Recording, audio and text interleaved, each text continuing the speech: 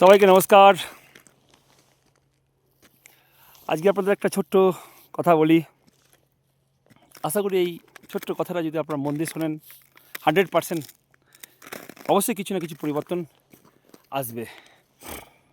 এক ব্যক্তি তার বড়ই সমস্যা এটা তার মিসেস কানে কম শোনে। তো সে ব্যক্তি ডাক্তারখানায় গেছে, মিসেসকে না নিয়ে মিসেস যাবে না আর কি, বিজি। মিসেসকে বলতেও অতটা ও ভয় পায় যে তোমাকে ডাক্তারখানায় নিয়ে যাবো, তুমি কানে কম শোনো।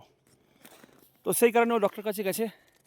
আর ডক্টর কাছে যাওয়ার পর ডক্টরকে বলছে যে স্যার, আমার মিসেস কানে কম শোনে, তোর মেডিসিন দিন। তা বলছে মেডিসিন তো আমি পেশেন্ট না দেখে যাইনি। বলছে ওটাই সমস্যা যে আমার মিসেস আসবে না, তাহলেও কিন্তু আপনি মেডিসিন দিন। ঠিক আছে, কিন্তু মেডিসিনে তোমার মিসেসের কতটা প্রবলেম, কত দূর থেকে কানে কম শোনে সেটা আমার জানার প্রয়োজন আছে, আমি সেইভাবে মেডিসিন দেবো। তো আপনি এক কাজ করবেন, বাড়িতে যাবেন, আর বাড়িতে যাওয়ার পর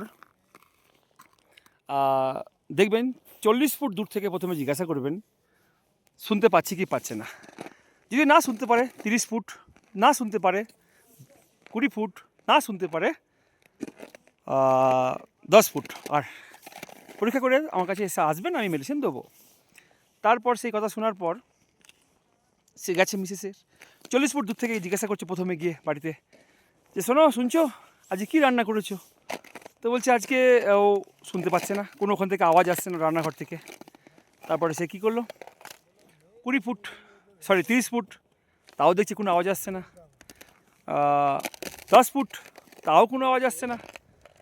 আর একদম কাছে গিয়ে যখন জিজ্ঞাসা করছে, আরে শুনছো যে কী রান্না করেছো বলো? তো বলছে এই নিয়ে তোমাকে আমি 4 বার বললাম।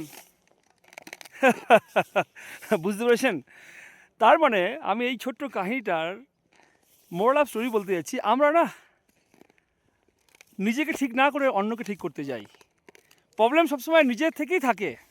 দেখা গেছে সার্ভেতে 99% প্রবলেম নিজের থাকে, আমরা কি করি অন্যকে শুধরাতে যাই।